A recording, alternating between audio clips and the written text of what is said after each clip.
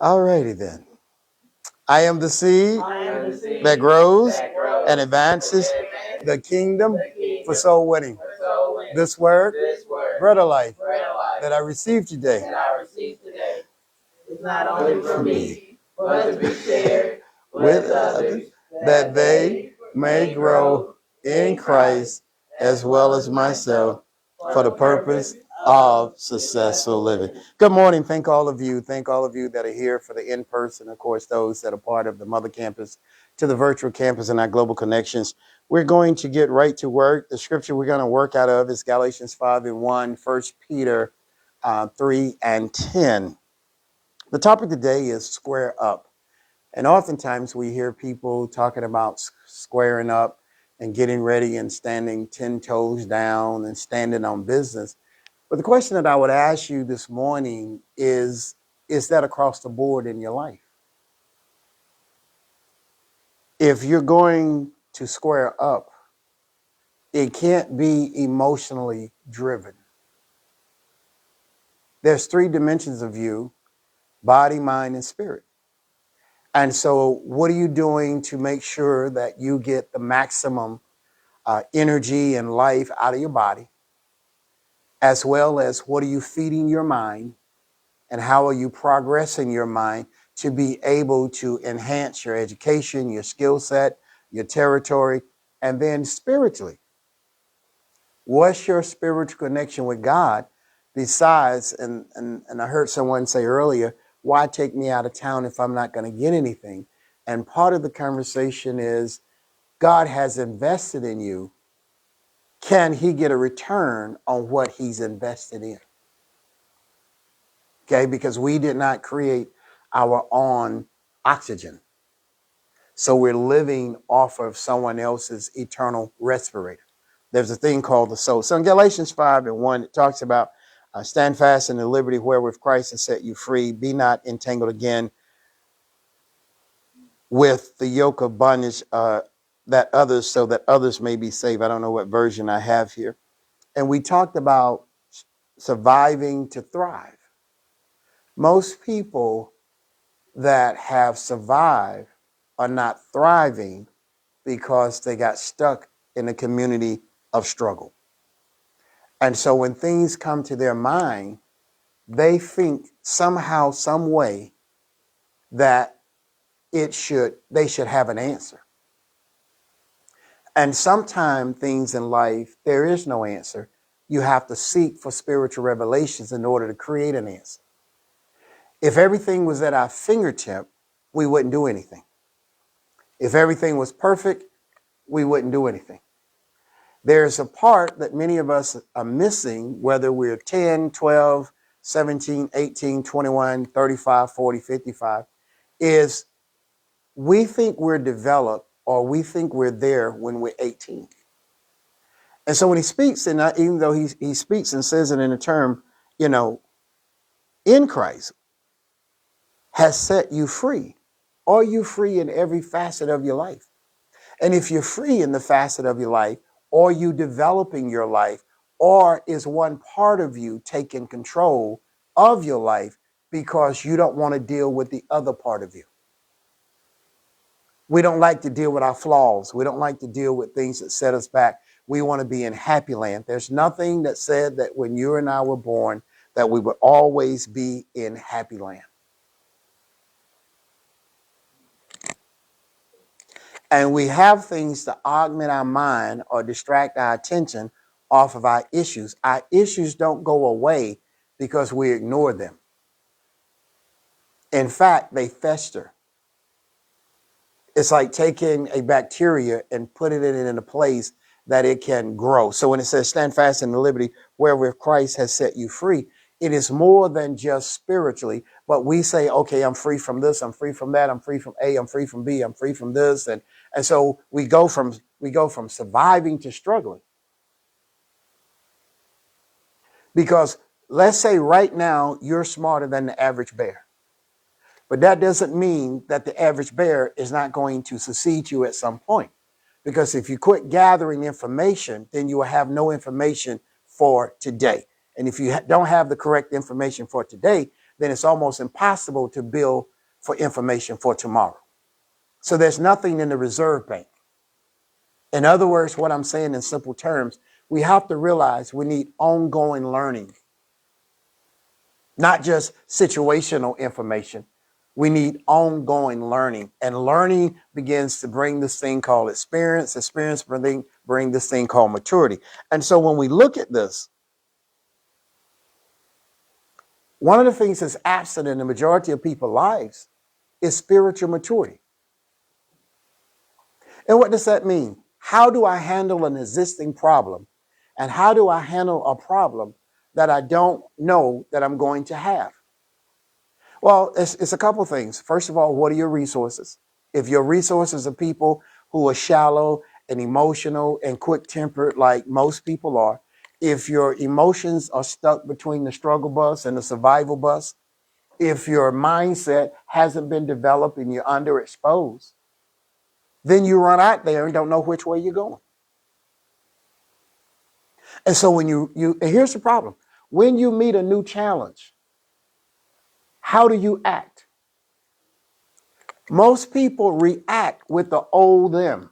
And so when they use the term square up or 10 toes down or standing on business, what you're doing is you're using what was and not what is, and you're not using a system or a product or ingredients so this doesn't happen again. So instead of responding, what are we doing? We're reacting. And what creates that reaction? Emotions. From where I've Been. and not where I'm. Right. So then what happens is I have this emotion based on, as you said earlier, I'm mad at the chicken cold. Okay, so now the coffee cold. All right, so the same attitude I had with the chicken, now I'm mad at the coffee. Does this make sense? So most people are not present in their present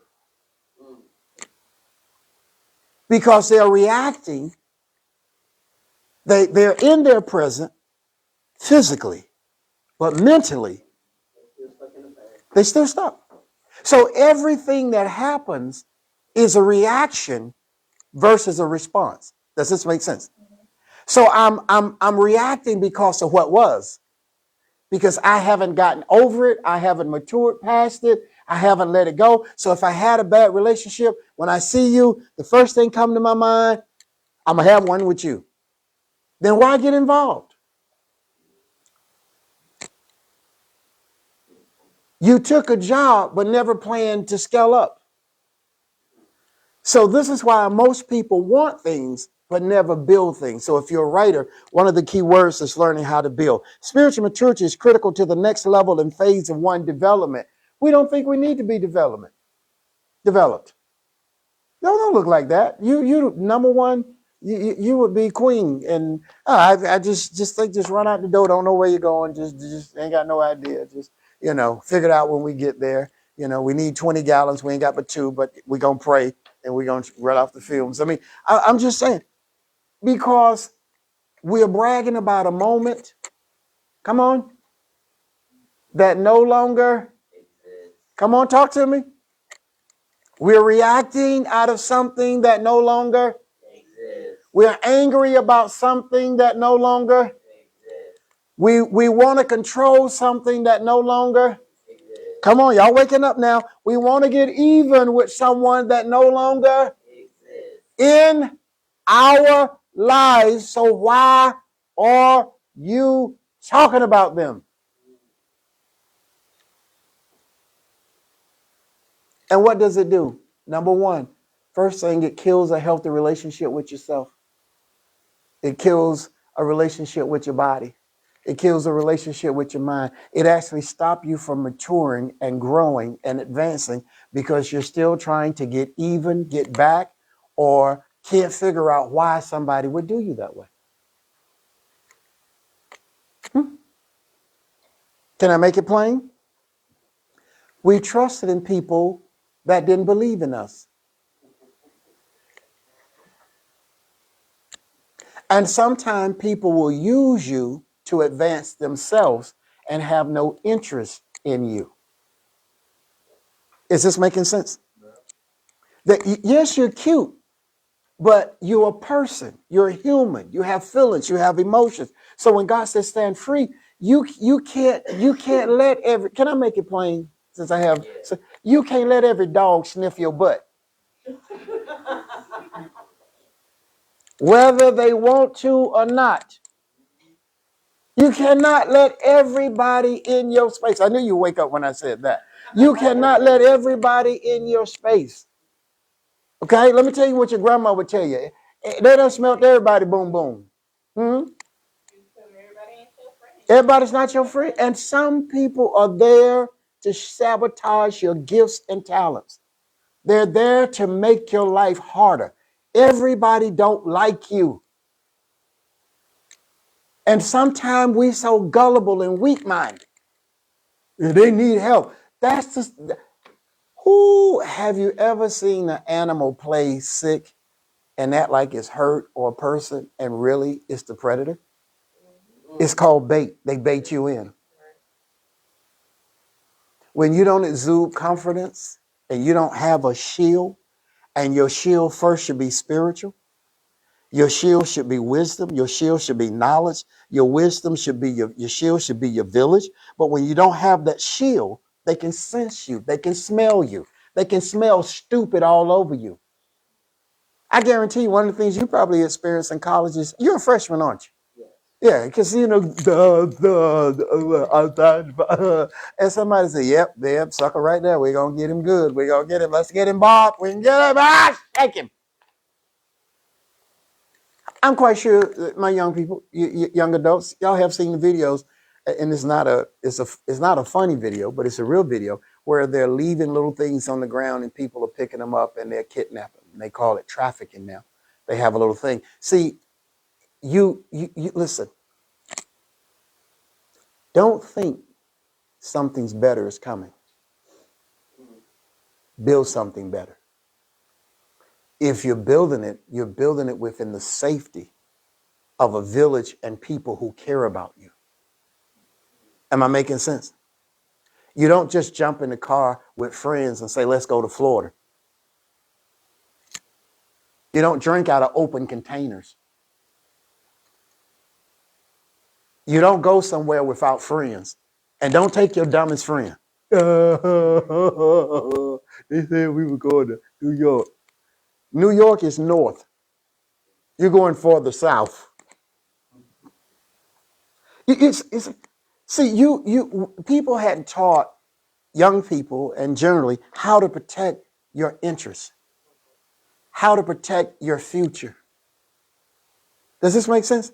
You have and see, here's the thing. People will tell you you don't have a future because of the village you come from. Can I work with you? You need to let people know it's not the village I come from. It's the village I'm going to build. People get intimidated by you when you have a plan they can't control. Because they want to talk about the cold chicken. They want to talk about the car broke down. They want to talk about, well, back then they had hubcaps. You guys got rims. They want to talk about where you live and the car doesn't have any paint. That's where I'm at this moment. Come on, say this with me. I'm here at this moment. I'm a freshman right now. But at some point, I'm going to be a senior and then I'm going to be a graduate. People want to kill you between coming to get started in your life. And if they can penetrate your mind and disturb your desire and your vision and your energy, then they can control you. And you'll wind up being another person working in a place that don't have a future.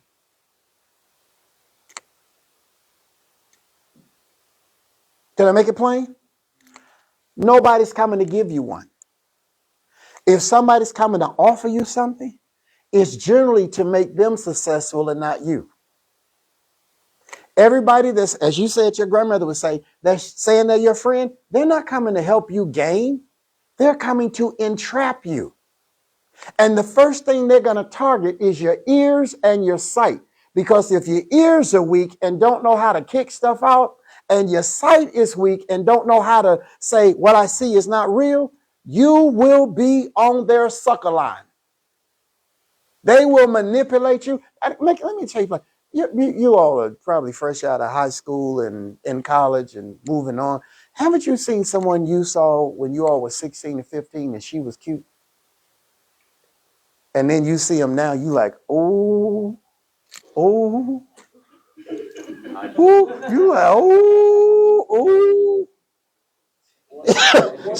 somebody's, you be saying, Jesus, he can't fix that.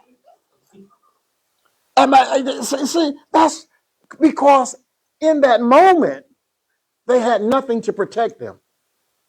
And somewhere in that moment, they lost themselves.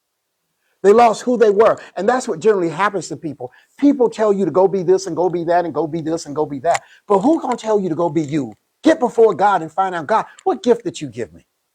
What value did you put in me? Oh, well, my mama want me to do this. Well, my daddy want me to do this. Well, my cousin want me to do this. And I'm over here helping somebody. You feel real busy, but not productive. Look at somebody and say, you got to go find you. You have to square up because what you're called to do, everybody's not called to do it. And sometimes the village that you're in is not the village that you're supposed to be in. It just happened to be where you were born. And some people don't want to leave where they were born because they think where they were born, I was born here, I was bred here, I'm going to die here. Well, that's you. So when you get to heaven and God says, I gave you 12 gifts, you only did 2. What are the other 10?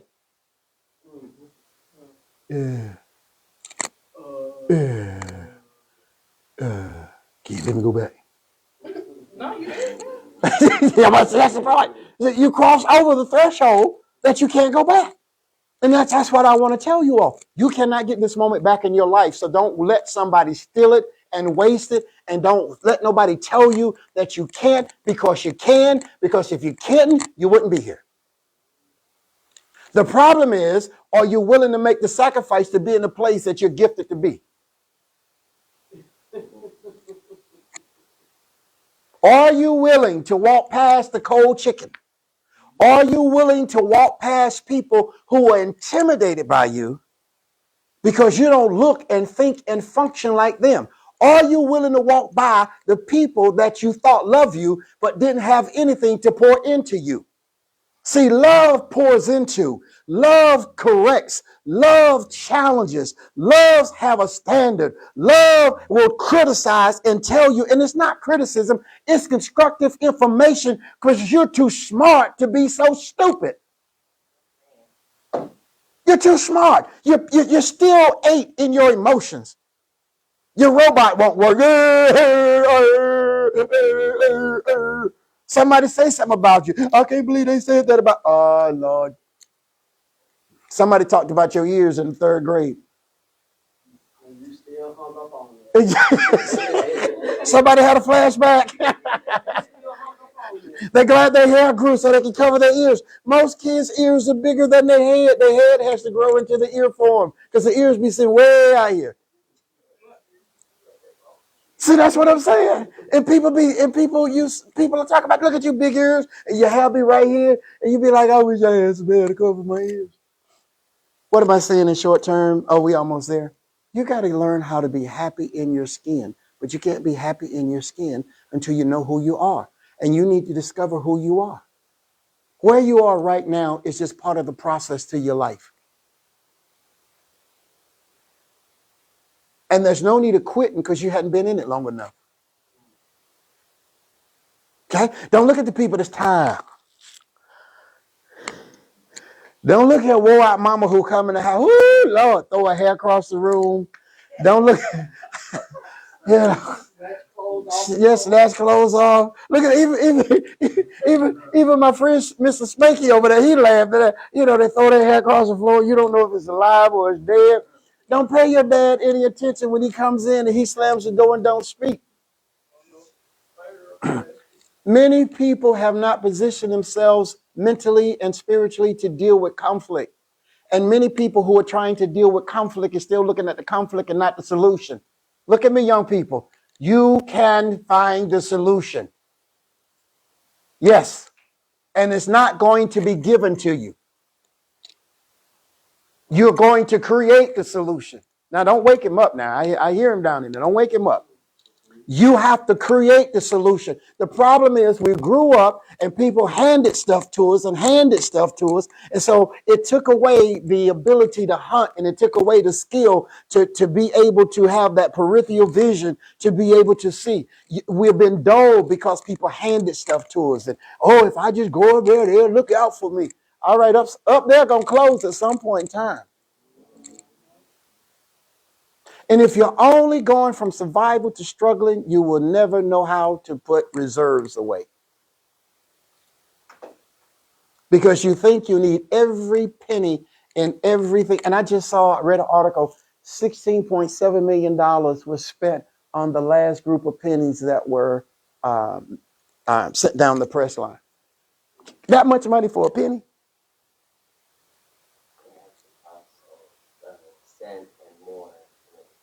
Yes. But collectors purchased them for $16.7 million. 3 pennies. And 3 pennies were, I think, the bottom end cost. It started at $3,800 or $3,500. And when they started bidding, I think the lowest one was $48,000. Somebody has reserved. Look, I love that expression. I wish I had a camera went over. They said, like, this is what they did. They said, for a penny? Yes, because here's the point.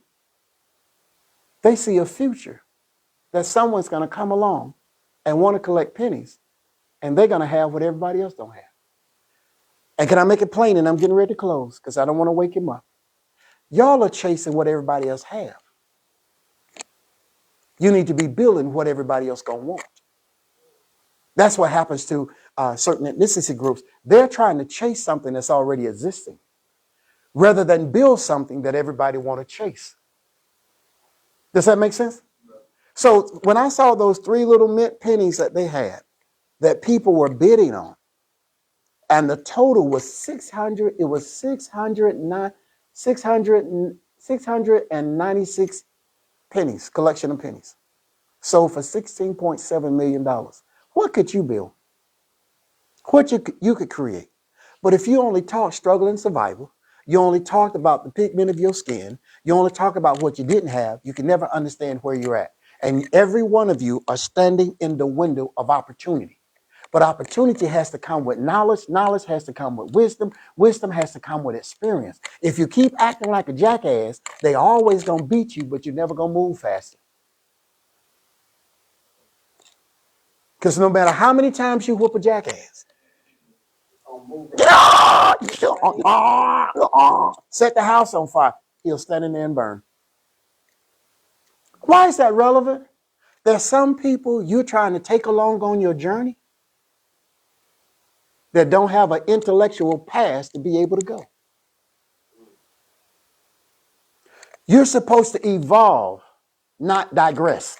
Say that with me, young people. What you got, sweetie? Did that hit? Did that hit? Oh, Lord, hit it. Oh, he hit me in the liver. Oh, he hit me. You're supposed to evolve. Because as I look for you young people to stand on my shoulders, your children, your nieces and nephews and your cousins going to need to stand on your shoulders.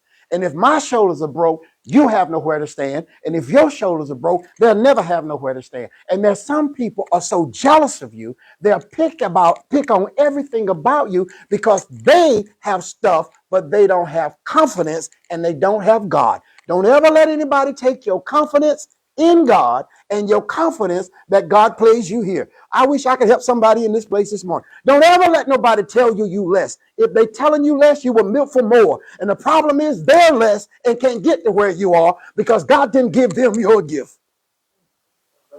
So in your sight, you see failure. But in God's eyes, he sees development. Now I got to go, y'all. Bye. Peace.